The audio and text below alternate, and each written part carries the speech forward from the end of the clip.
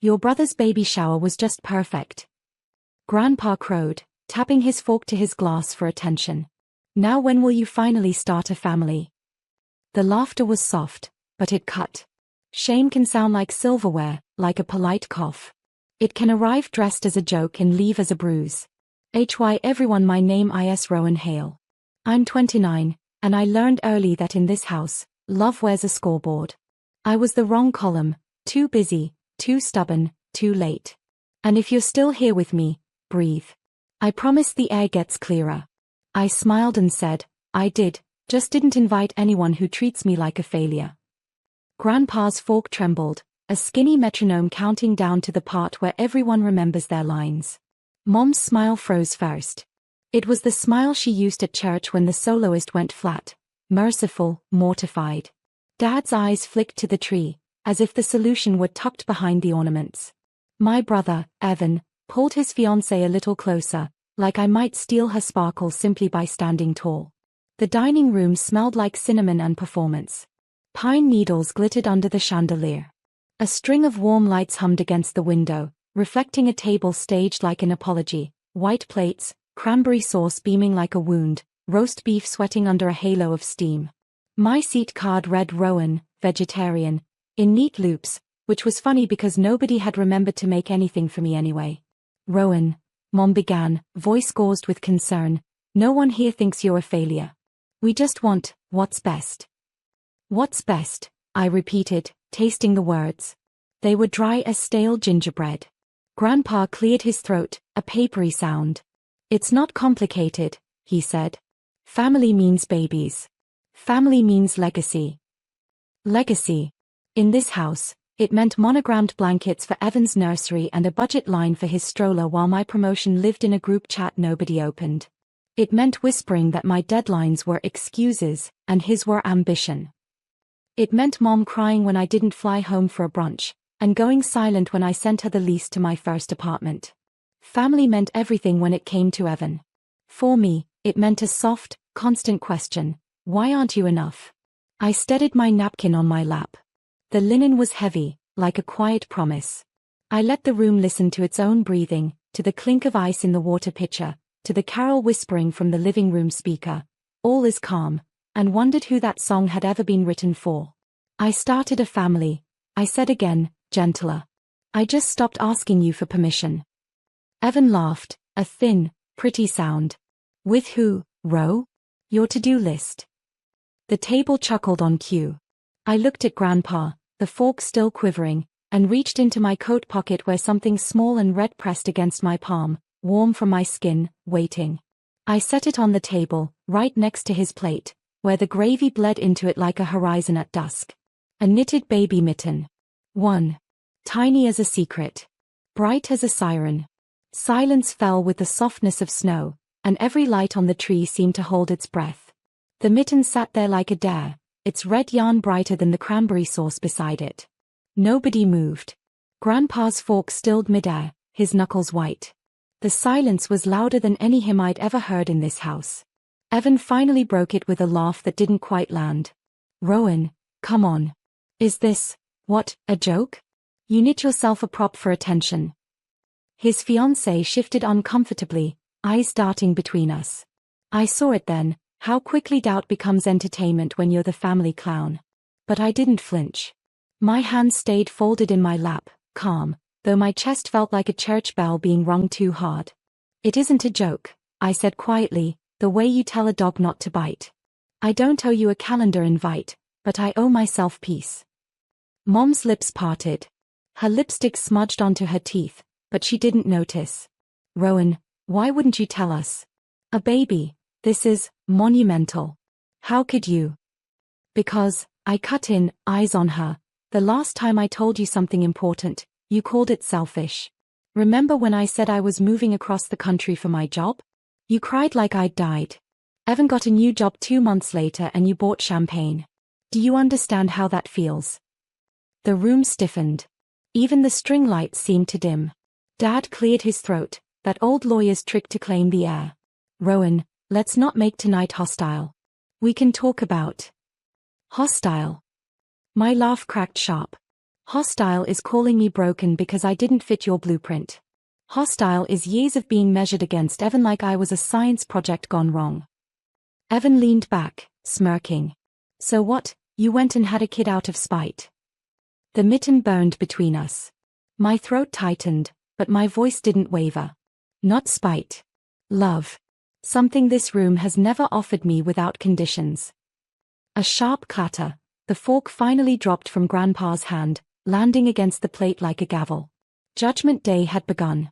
Grandpa's fork clattered onto the china, the sound splitting the air like thunder against stained glass. All eyes turned to him, waiting for his decree, as if his word could still shape destiny. His lips pressed thin, his jaw trembling, but for once, he had nothing to say.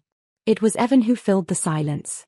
This is ridiculous, he scoffed, leaning forward, his voice sharp with the confidence of the favored child. Rowan, you're trying to spin a story because you couldn't stand watching me celebrated. Admit it, this is about stealing attention at Christmas. The words slid across the table like knives, cutting me open in places scarred since childhood. My cheeks flushed hot, but I didn't shrink. I let his accusation hang, then looked him dead in the eye. You think everything is about you, Evan. Maybe that's the real joke. His fiancée flinched, shifting away from him, her hand falling from his arm. Mom gasped softly, pressing her napkin to her lips. Rowan, she whispered, you can't speak to your brother that way. Not tonight. I turned to her, my voice steady but edged with steel. Why not tonight, Mom? Isn't this the perfect night? You chose to humiliate me on birthdays, on graduations, at every dinner table I ever sat at. Why should Christmas be different? Dad's chair scraped back, his voice rising. Enough. This is family business, not some stage play. But it was a stage. It always had been.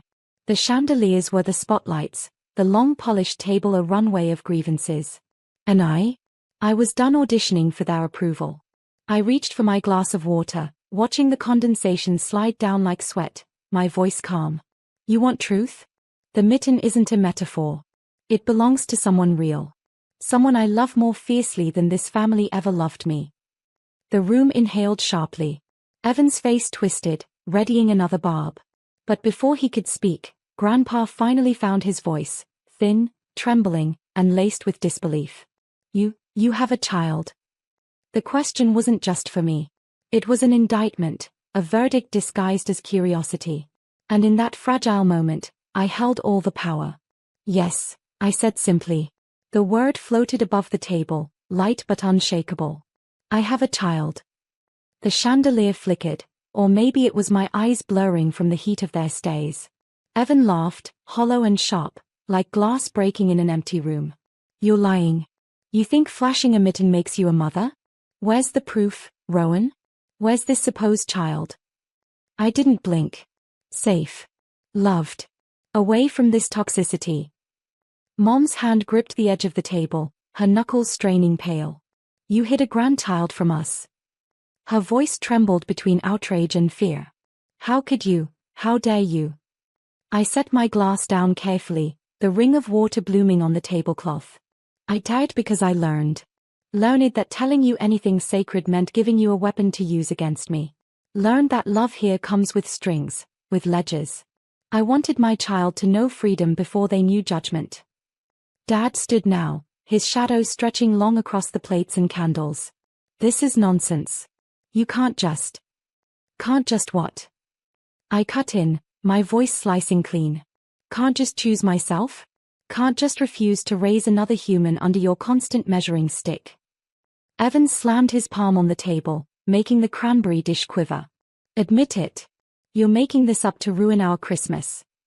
The words hit me like every Christmas past. Every year I was the afterthought, the extra chair no one wanted to set. I leaned forward, close enough that he could see the fire in my eyes. I don't need to ruin Christmas, Evan. You all did that years ago, when you decided my worth was measured by how fast I could give you something to brag about. The silence was different this time. Not disbelief. Not confusion. It was the silence of a curtain lifting, of something rotten exposed to the light. Grandpa's fork trembled again, but his voice was low. If what you say is true, then you've betrayed us. I held his stare, unflinching. No. I ended the cycle. And that's the part you can't forgive. The tree lights glimmered like 100 watchful eyes, and in their glow, I saw their empire of control cracking. The air thickened, heavy with the weight of generations pressing down. Grandpa's words clung like cobwebs, betrayal. That was their weapon now. Not love. Not apology. Betrayal. Evan smirked, seizing the silence. You hear that, Ro? Even Grandpa knows. You turned your back on us. You've always been selfish, now you've proved it. Selfish. That word had been welded to me since childhood. Too selfish to share my toys. Too selfish to skip Evan's recitals when I had my own competitions. Too selfish to move away, to breathe differently, to exist outside their shadow. Tonight, selfish meant I chose peace over their suffocating approval. I straightened, the chair creaking beneath me. No, Evan. Selfish is expecting the world to orbit you while everyone else burns in your sun. Mom gasped as if struck, tears threatening her mascara. Rowan, stop this. Please. Don't tear this family apart. I almost laughed. Tear it apart? It was already splintered, years of cracks hidden under garland and tablecloths. I just happened to point at the fracture line. Dad's voice was colder now, loyally. If you truly have a child, we'll need to discuss custody rights, guardianship, inheritance. These aren't decisions you can make alone. The audacity nearly stole my breath. Custody? You think you have a claim over a life you didn't create, didn't nurture, didn't even know existed. His lips pressed thin. We are family. Legacy matters. I leaned across the table, my voice dropping low, trembling with restrained fury. Legacy doesn't excuse cruelty. My child doesn't need your name, your money, or your validation. Evan scoffed again, louder this time, desperate to reclaim his stage. Fine. If this kid exists, where's the other mitten? Where's the father? Or is this another one of your half-finished projects, like every dream you've ever had? The insult cut deep, old scars reopening, but I didn't let him see the wound. Slowly, deliberately, I reached into my coat pocket once more. Their eyes followed, wide, greedy, hungry for proof. I placed another object on the table, this time, not yarn, not metaphor. A photograph. A child's face. Small, bright-eyed, alive. Gasps filled the room like shattered glass raining down. The photograph lay between the wine glasses and half-eaten roast, its edges curling under the heat of the candles. My daughter's face, round cheeks, a curious smile, stared up at them, unashamed, unbroken. The room froze. Mom's hand shot forward, trembling as she reached for the picture. I stopped her with just a glance. Don't, I said softly. You don't get to touch what you've already dismissed. Her lips parted, words quivering. Rowan, she's beautiful. Why would you hide her from us? Because beauty wilts under cruelty, I answered. And I wasn't about to let her grow up thinking love feels like mockery. Evan scoffed, though his eyes betrayed a flicker of doubt. This could be anyone's kid. Probably a friend's. You expect us to just believe you. I tilted my head, studying him. Believe me or not, Evan, it changes nothing. She's mine. She exists. And she will never be another pawn in your perfect child performance. Grandpa cleared his throat, voice rasping like old paper. A child belongs to the family, Rowan. To keep her from us is unforgivable. I leaned back, folding my arms, letting the tension coil tighter. A child belongs where she is safe. Blood doesn't guarantee that. If it did, I wouldn't have spent my life being compared, diminished, erased. Dad's face darkened, his tone firm, final. You're making a mistake. If you think you can cut us out, you'll regret it. Family isn't something you choose. I let the silence hang, heavy as snowfall. Then I smiled, cold and quiet. That's where you're wrong. I did choose. I chose her. And in choosing her, I chose to end every chain you tried to wrap around me. The tree lights flickered again, shadows leaping across their stunned faces. My daughter's photo gleamed on the linen like a declaration, untouchable. For the first time in years, I felt taller. Stronger. The balance of power had shifted, subtly, but irrevocably. Evan's voice cracked the silence, thin with desperation. So what now, Rowan? You parade this secret, drop your bomb, and then what? Expect applause. I met his eyes, steady as ice. No. I expect you to listen, for once in your life. They leaned forward like it was a jury and I was the only defendant. I could see the calculations flick across their faces, hurt, anger, opportunity, each one trying to convert my truth into currency. Mom's voice broke first, small and frantic. Rowan, you can't shut us out. We're family. We can help. Help, I echoed, tasting the word. Their help had always come with conditions, obedience, appearances, explanations that fit the story they wanted to sell. No thanks. I won't let my daughter be taught that love is conditional. Dad's jaw worked. You think this is about control? It's about responsibility. We can provide stability. Stability. I laughed, sharp as the snap of tinsel. You call smothering and scoring my choices stability. Evan's face reddened, his posture was all entitlement and a little wounded pride. If you won't let us be involved, you're denying her family. You're being dramatic. I leaned in so close my breath fogged the corner of his vision. I am not denying her family. I am protecting her from the kind of family that teaches her to measure herself against someone else's success. Grandpa's eyes, usually sleepy, sharpened with accusation. You're isolating her. What kind of life will that be? A life where she learns to be seen for who she is, not for the scorebook you keep, I replied. She will know her worth without your approval. They tried the old tactics then, pity, bargaining, veiled threats about inheritance and reputation. Dad hinted at lawyers. Evan offered conditional visits, an offer wrapped in performance. I listened to each attempt like someone cataloging weapons. I had anticipated each move, I'd planned for it the way a surgeon plans for complications. When they finished, exhausted from their own righteousness, I reached into my bag and placed a small envelope on the table. Inside, a notarized letter naming my daughter's guardian, someone far from their reach, and a clause that would trigger legal protection if anyone tried to interfere. The paper sat quiet, heavier than any gossip. I didn't gloat. I simply said, I won't let the past steal her future. Outside, a carol drifted in through the window, soft, almost shy. The notes wrapped around the room like a benediction or a promise. For the first time that night, I felt the future breathe back at me. The envelope glowed pale under the chandelier, its presence undeniable. My father's hand hovered as if he might seize it, but he didn't. None of them did. For once, their certainty had dissolved, replaced by the uneasy silence of people who finally understood they had no power here. Evan slumped back, muttering, "This is insane," but his voice lacked conviction. His fiancée stared at me with something almost like respect, maybe envy. Grandpa kept his eyes on the photo, his fork abandoned, his empire of tradition crumbling in the quiet. I spoke slowly, my voice steady, deliberate, every word chosen. You wanted legacy. You wanted control. But what you gave me was emptiness, a hunger to be seen.